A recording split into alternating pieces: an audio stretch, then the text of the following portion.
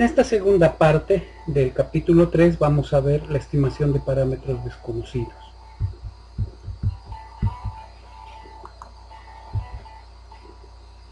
Vamos a recordar que la inferencia es la utilización de instrumentos y procesos para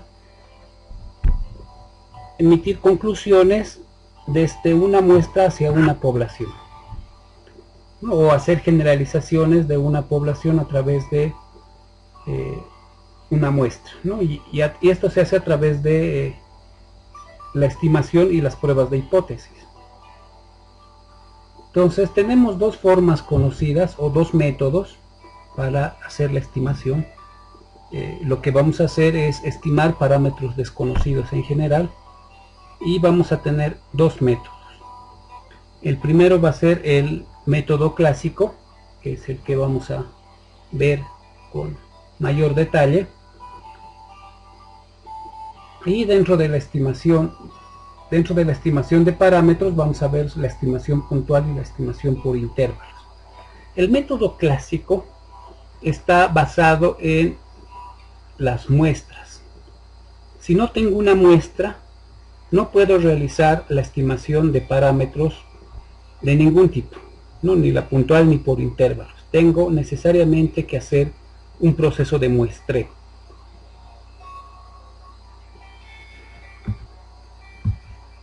El otro método es el método bayesiano. A diferencia del anterior, para iniciar un proceso bayesiano no necesito una muestra. Lo que necesito es un conocimiento previo del comportamiento de esa población.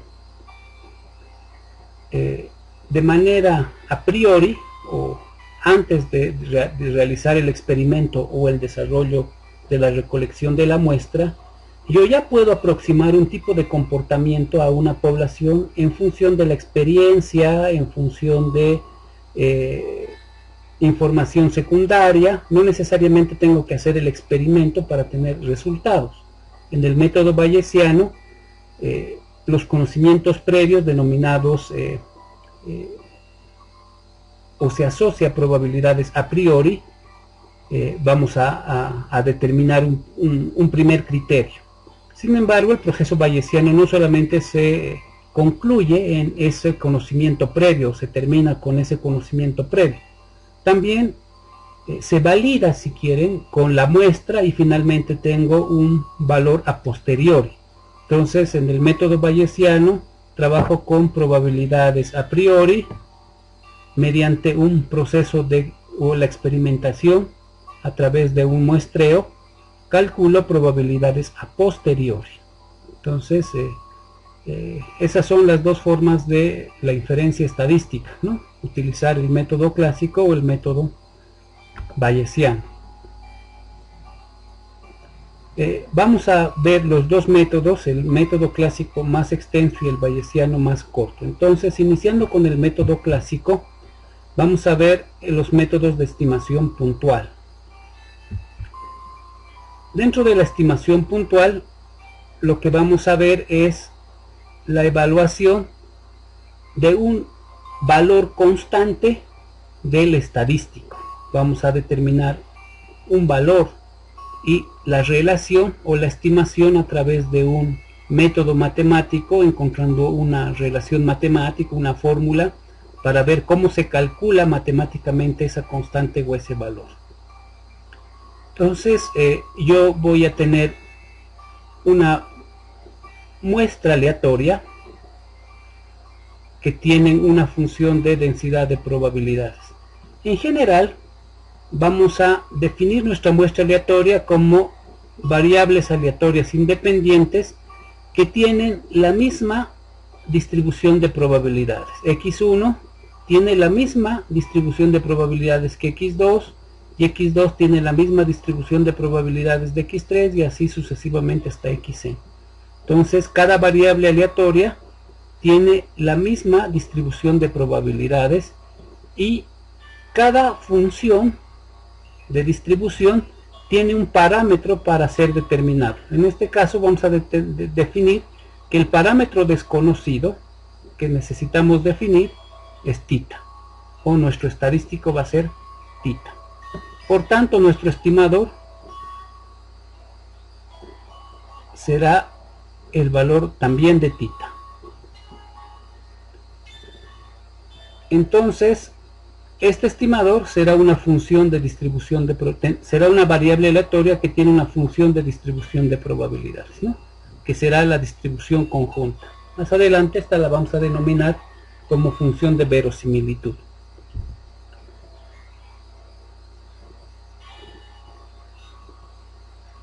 Entonces vamos a definir que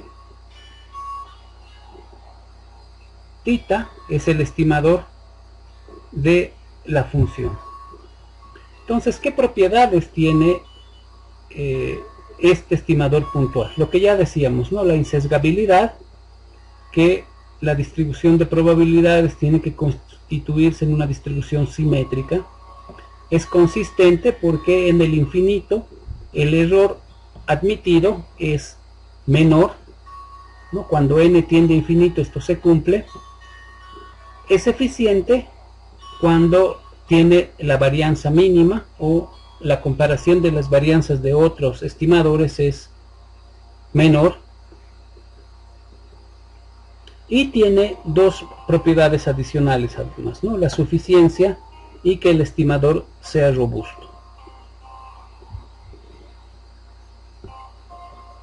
Los métodos más conocidos de estimación puntual son el método de los momentos, el método de máxima verosimilitud y el método de los mínimos cuadrados.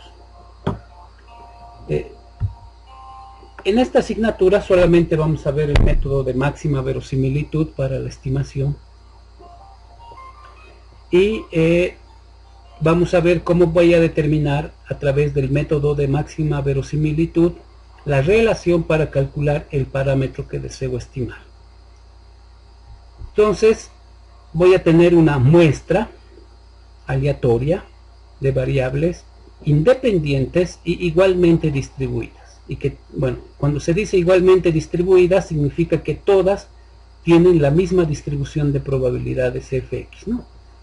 Y como todas son iguales, todas tienen un parámetro para calcular, que en nuestro caso es θ. Entonces, yo voy a hallar la función de densidad de probabilidades conjunta. Y a esta función de probabilidades conjunta la voy a denominar la función de verosimilitud, ¿no? Entonces, en algún momento vamos a utilizar la nomenclatura de densidad de probabilidades conjunta, en otra la función de verosimilitud, ¿no? Entonces, no se van a extrañar, es lo mismo, ¿no? Entonces, la función de verosimilitud estará denominada por L mayúscula, que es la función de densidad o la distribución de probabilidades conjunta. Como son independientes las variables aleatorias, sabemos que la función de distribución o la densidad de probabilidades conjunta, si son independientes las variables, pueden expresarse a través del producto de las marginales, o el producto de cada función de densidad de probabilidades de cada variable aleatoria.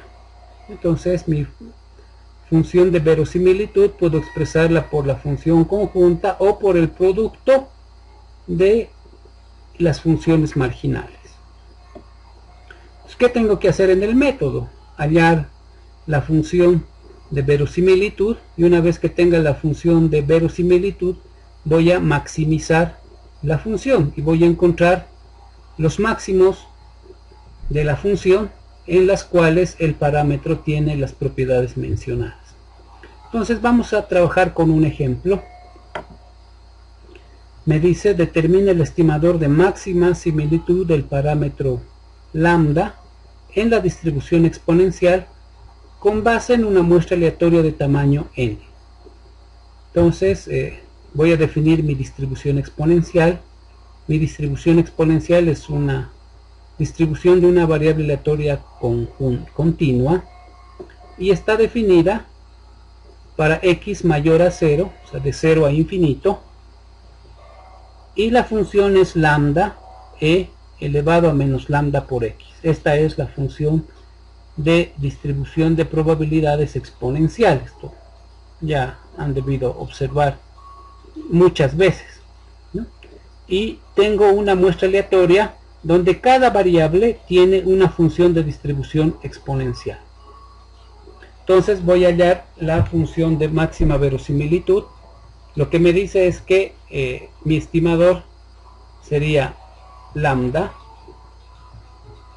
tita va a ser en este caso lambda, y la función de máxima verosimilitud será el producto de cada función, de cada distribución de probabilidad exponencial.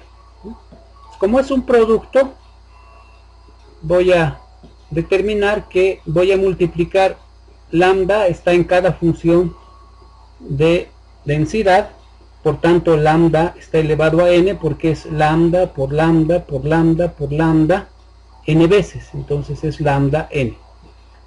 Y los exponentes de la base e también se multiplican, pero como son exponentes, en nuestro caso se van a ir a sumar. Entonces vamos a tener lambda es una constante y vamos a tener la sumatoria de x sub i, ¿no? De x1, x2, x3, xn. Finalmente mi función de verosimilitud es esta relación. Entonces a esta relación decíamos que la vamos a maximizar. Entonces hay una propiedad que se utiliza. Si yo voy a maximizar el estimador a través de, voy a maximizar la función a través del estimador, también se dice que puedo maximizar el logaritmo de la función. Eso para que no tenga muchas complicaciones a tiempo de utilizar la derivada. Entonces, lo que voy a hacer es aplicarle el logaritmo a ambos extremos, y aplicando el logaritmo a ambos extremos tengo que,